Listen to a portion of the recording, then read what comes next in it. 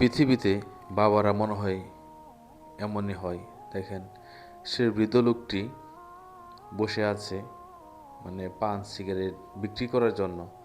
যেখানে উনি বসে আছে ওখানে বসা যায় না, এত গরম, ওখানে বসাটা খুব কষ্টকর। উনি অপেক্ষায় আছে যে অটো চালকগুলি যারা আসে ওনার কাছ থেকে পান সিগারেট এগুলি কিনে। দেখেন ওনার কাছে বিক্রি করতেছে। বুকের ভিতর অনেক কষ্ট থাকা সত্ত্বেও বাবারা কখনো প্রকাশ করে না। আর বাবাদের এই দুঃখ সন্তানরা বুঝে না। তো ওনাকে জিজ্ঞেস করেছিলাম, আঙ্কেল কত বিক্রি হয়েছে? উনি বলছে, বাবা অল্প কিছু বিক্রি হয়েছে, এখন পর্যন্ত আমার পান সিগারেট ওভাবে রয়ে গেছে, এখন বিক্রি হয়নি। তারপরও দেখেন অনেক কষ্ট করে উনি সংসার চালাচ্ছে এই বয়সেও। সন্তানরা কখনো বাবাদের দুঃখ কষ্ট বুঝতে চায় না এবং বুঝে না। একটা সময় বিয়ে করার পরে সংসার করে বাবা মাকে দেখে না।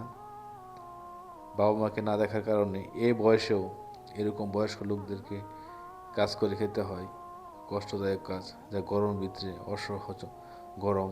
এখানে যদি আপনি 10 মিনিট থাকেন তাহলে বুঝতে পারবেন কি পরিমাণে গরম, এখানে দাঁড়ানো যায় না রোদের কারণে এবং গরম। উনি অপেক্ষায় থাকে যে কখন অটো চালকগুলি আসবে, একটু ব্রেক করবে, একটা পান সিগারেট খাবে। এই অপেক্ষায় উনি এখানে দাঁড়িয়ে আছে। দেখেন অনেকটা সময় আমি ওনার পাশেই দাঁড়িয়েছিলাম, দেখতেছিলাম যে উনি কী করে। পরে ওনাকে ডাকলাম, আঙ্কেল আমার কাছে একটু আসেন, কথা বলি। পরে উনি বললো, বাবা রে, কিছু করার নাই, এই বয়সে নিজেরা নিজে করে খাইতে হয়।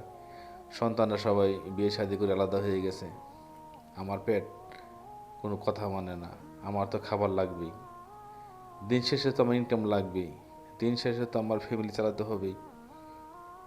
এই হলো আমাদের এই সমাজের চিত্র।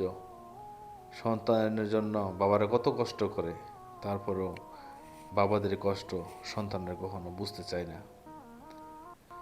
এরকম অহরহ ঘটনা বাংলাদেশে অনেক আছে।